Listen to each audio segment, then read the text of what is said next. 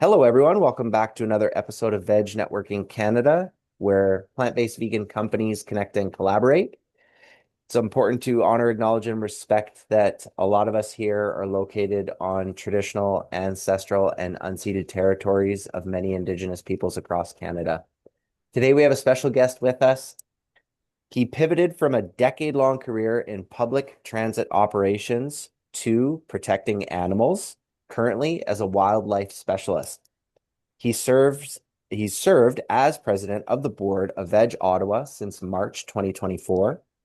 He is a fast and persistent learner with a passion for the Veganuary Canadian Coalition and Humane World for Animals. Veg Networking Canada is pleased to introduce the president of VegOttawa. Welcome, Alan Wong. Hello, and thanks for having me. It's an honor to be here among so many esteemed guests and successful entrepreneurs. Alan, we're thrilled to have you. And as we always start, we're curious about people from a personal perspective. So, can you share the story of what led you to go vegan? Yeah, so I mean, in one word, documentaries. But there was probably a little bit of priming before that.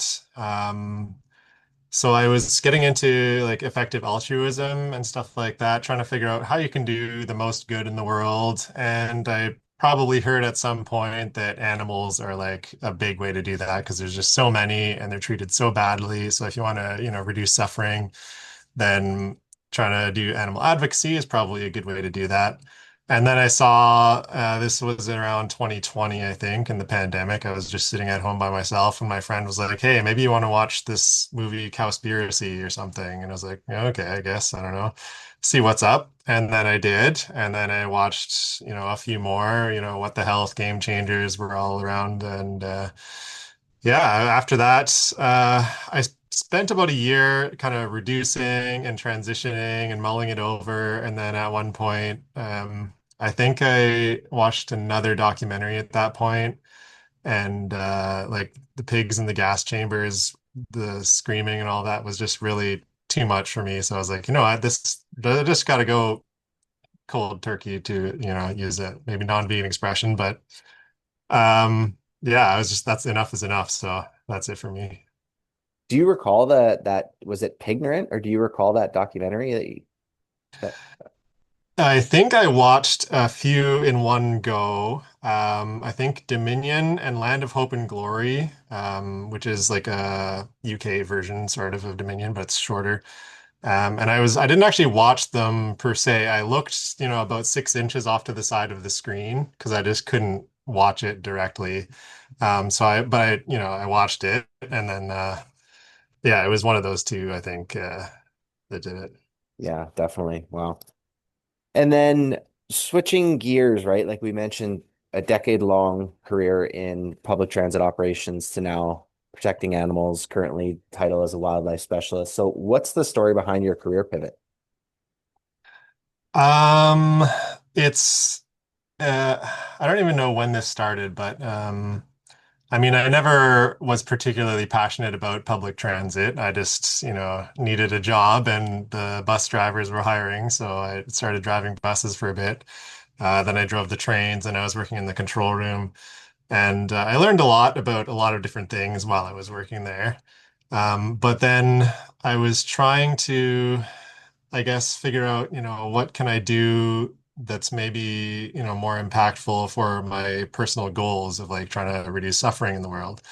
Um, so I just, at one point, I was like financially secure enough. So I was like, okay, I'm just enough of this. I'm just going to stop and like start applying, do some online courses, things like that. And yeah, I was lucky enough to be hired at the time, Humane Society International, and now rebranded to Humane World for Animals. Wow, that's great. And it's interesting too, because there is within the whole vegan movement, there is that subset of people who are extremely passionate about public transit, bicycles, anti-cars, Hmm. and that kind of thing. So it's I am that actually also. Probably later than I became vegan. I was probably also in the pandemic just watching YouTube videos at home and I saw some not just bikes and I learned about, urbanism and all that. And I was like, oh my God, my life has changed. Did you Yeah. say the documentary was called Not Just Bikes? It's a YouTube channel. Yeah. Oh, okay. Okay, cool. Yeah. Highly recommend if you want to learn about urbanism and stuff like that. Yeah, I haven't heard of Not Just Bikes, and I don't know if I've personally heard of Land of Hope and Glory before too. So thanks for those. But Yeah. so the brands that you're associated with today is VegOttawa, or the causes in the brands, VegOttawa, Humane World for Animals, and then the Veganuary Canadian Coalition. Mhm. And the question is, where is your brand or the causes that you're associated with? Where are they going in the future? That's a good question. I probably know more about Veg Ottawa since I'm kind of directing that. We just had our first strategic planning retreat since we've kind of built our current board, and we're working on that strategic plan. But we're hopefully just getting bigger generally. I mean, I wasn't around at the time, but I heard COVID was pretty crushing for us as an organization in terms of like members, volunteers, board directors. It was just all not looking good. In fact, when I joined, I was responding to an email saying we need directors on the board of Edge Ottawa or we're going to shut down in 2 months. So, it was not looking great. But we're on the way back up now. I think since then we've roughly doubled our members and our business partners. So we've been growing very, very well. And now we're bringing back Veg Ottawa Fest, which is a very ambitious project. So that's probably like there's a lot of growth potential there.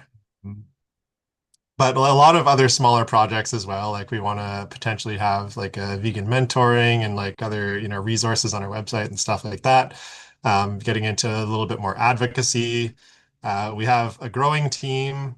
We've actually got sort of a team of teams now. We have a marketing team, just a few volunteers. They're all very dedicated, very like talented people. We're lucky to have everybody working so hard on, moving forward our mission. Wow. And sorry, did you say that that time where the call out was needing directors or things might kind of fold was around 2020? Is that? No, it was 2023. Wow. Okay. Yeah. So a lot of covered a lot of ground in the last couple of years. Yeah. Yeah, that's great. Amazing. Yeah, it's been Awesome. going well. Yeah, I'm very lucky to have, all the volunteers and people that I work with.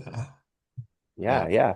And now I guess we could touch on briefly, if you want, a little bit about the Veganuary Canadian Coalition, because Mhm. people might not be familiar with Veganuary and sort of, I guess maybe you could walk people up to speed listening who might not be familiar, sort of like what it is and also what's the presence now here in Canada, because that's in line with that question of kind of like where is Veganuary going in the future?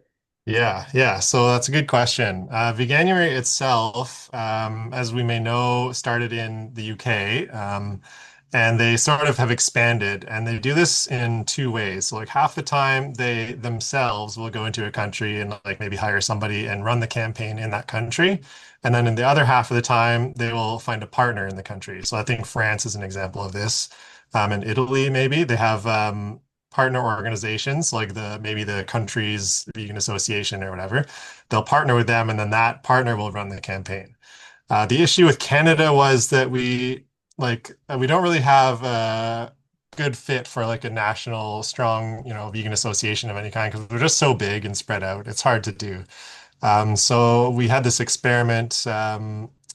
The now CEO, Wendy Matthews, she, I think, was in touch with Nethal from VegTO, and they kind of got this brewing from what I understand. And then Nethal got in touch with us, and then we kind of collaborated, got a few more organizations on board, and then we brought the campaign to Canada officially for the first time or I guess this year, January 2025. Um, and then, yeah, Veg Ottawa's kind of taken the lead now since Nethal stepped down from the board of VegTO. So we've been running it as Veg Ottawa, and now we've kind of taken over as the partner. So the coalition is not like the official partner anymore. Now it's Veg Ottawa, but we still have the coalition of other organizations that are helping us and doing a lot of amazing work on this campaign and bringing in, corporate partners and all of that stuff. And the campaign of Veganuary is what exactly, like simply put? Um, it's sort of a bit of everything in a way. I mean, the main idea is to get people to try vegan for a month for January, very simply. And then there's an email series that goes out to give people advice and, recipes and help them learn a little bit more about factory farming, stuff like that. But in terms of what we do, like we try to get media on board, we try to get corporate partners on board, we try to get influencers and politicians. So we're reaching out to basically everybody, anybody that, can help us amplify this campaign.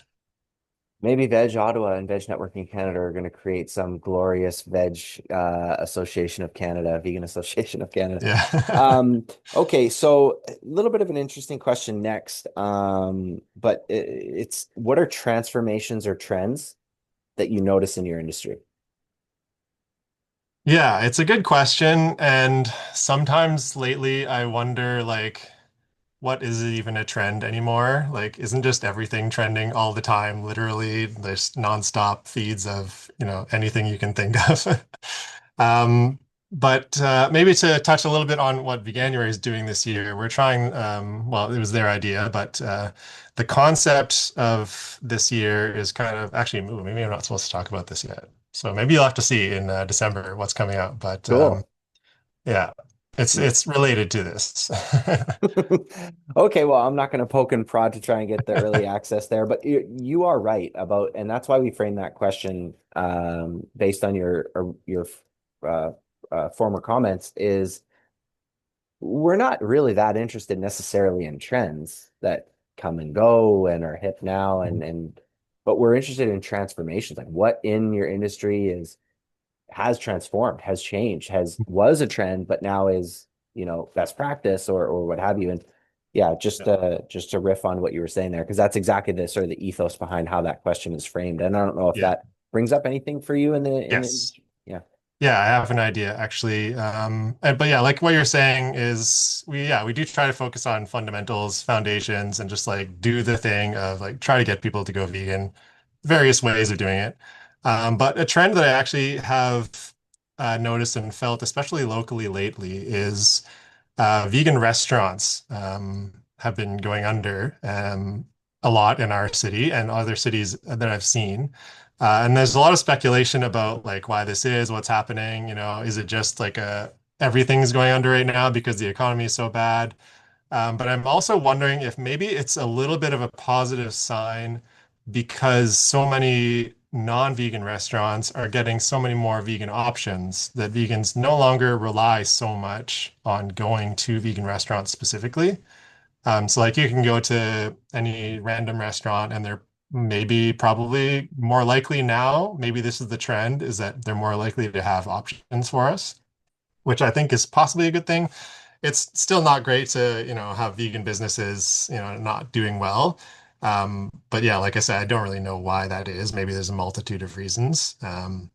But yeah, maybe this is a good sign, and this is something that we actually want to work on as Veg Ottawa. Is we're maybe going to try to figure out what percent of restaurants right now in our city have vegan options, or what percent of their menus are vegan, and then maybe we can try to change that over the next few years as one of our projects to try to get menus a little bit more plant forward and working with so my wife actually works with me at Humane World for Animals, Rihanna. She's on the managing the farmed animals campaigns, and their main program, or one of their main programs, is Forward Food, where they try to help institutions make menu change and stuff like that. So possibly working with them and there's some of their resources on you know, how to make a menu appealing, how to like name items and like how to lay things out, stuff like that. And they have actually lots of great recipes as well.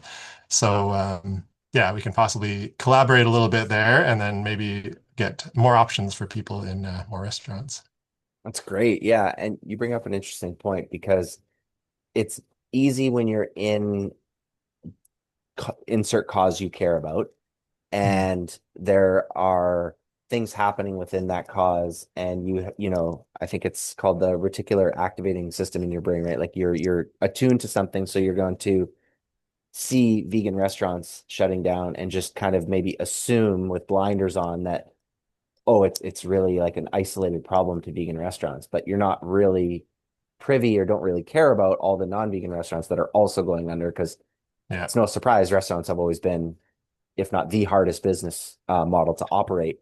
But you bring up an interesting point, because I was speaking not too long ago with a vegan restaurateur, and they were telling me it does make it more challenging that your insert big box restaurant brand does have more plant-based menu options Yeah. on their menu. And so, yeah, you're right about that. And that's interesting to hear about Rihanna and what she's got going on with the menus and stuff. So that's cool. Um, so this next one is interesting because it's a humongous part of your life. And the question we ask our entrepreneur guests is, what do you personally, or what does your business do in relation to giving back and charity, or what does charity or giving back mean to you? So, yeah, just kind of leave the floor open for you in terms of giving back and charity and what comes to mind for you. Yeah, I mean, like you say, that's basically everything I do now is to try to reduce suffering in the world, in whatever, maybe not the perfect 100% optimized way of doing it, but, um, one of the best ways that I can, or in some of the best ways that I can. So yeah, I got into effective altruism. I don't even know when now, but several years ago. One thing they say is you're not trying to do the most good that you can, like maximum, but most of the good that you can. Because if you try to do the full max all the time, you're going to burn yourself out. And I've maybe approached that limit a little bit in the last little while, trying to do so many things. But yeah, so I mean, basically, all I'm trying to do now is give back and volunteer because I recognize how privileged I am, and yeah, I want to use that to help those that are not so fortunate. So I took last year, I think this was, yeah, the Giving What We Can pledge. I don't know if you guys are familiar, but they're part of the whole effective altruism umbrella movement. They're one of the like main organizations, I guess you could say. And the pledge is just to give 10% of your income to highly effective charities, yeah, on average. So I've signed up for that pledge. I haven't picked out my charities to give for my first year yet, but there's so many good candidates out there, so many organizations doing good work, like animal charity evaluators. Even if you want to go to a little bit of a meta level and like figure out what is the best charity to donate to, well, maybe the charity that's figuring out what the best charity is to donate to. So yeah. Awesome. That's a nice sort of segue into the next question about resources. Typically, again, it's framed as, what are some resources that you could recommend for other entrepreneurs or business owners in terms of, I don't know, what has helped you with time management, cash management, growth, operations, marketing, all these different things. But you've mentioned some resources already. You've mentioned several documentaries around animal welfare. And a couple times now that you've mentioned effective altruism. So, yeah, do you want to run with that in terms of resources that you think would help an audience that's interested in business and entrepreneurship within the vegan plant-based space?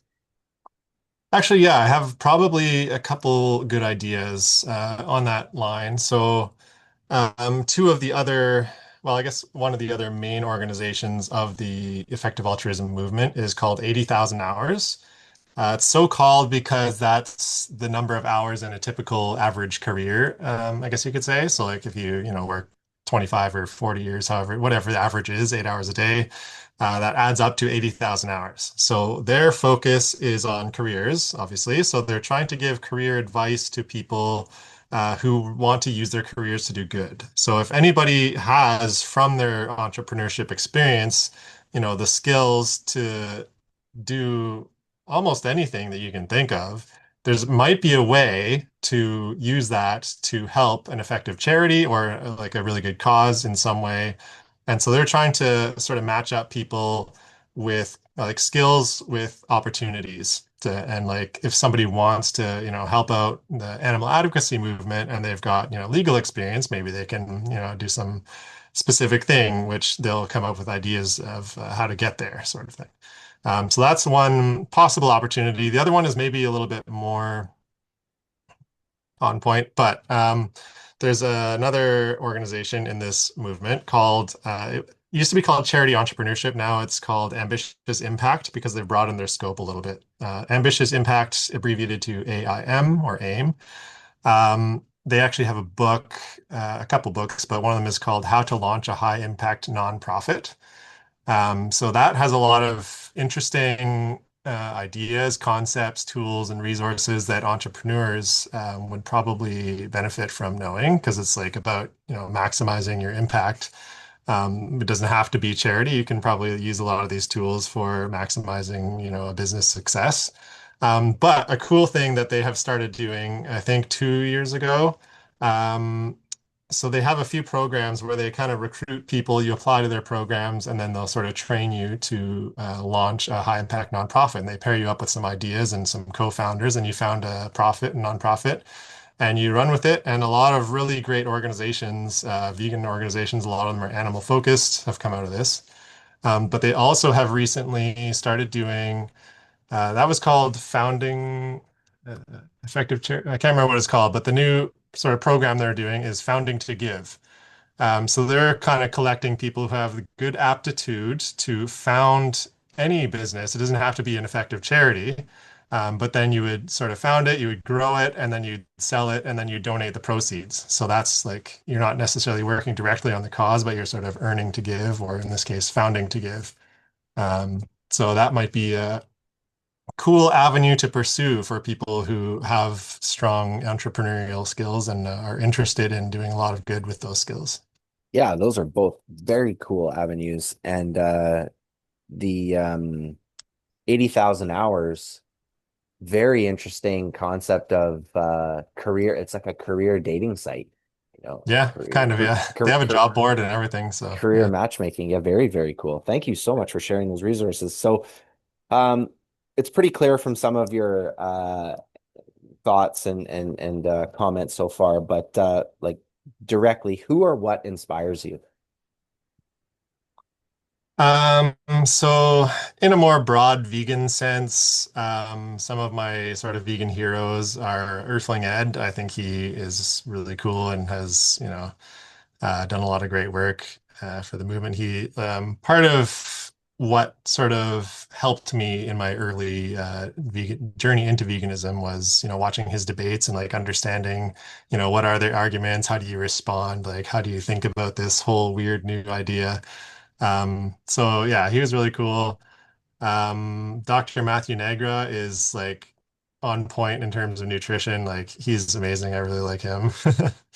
But probably my biggest hero is actually my wife because she is literally the Energizer Bunny. She never stops, doing what is like most important and best for the animals and like for the movement.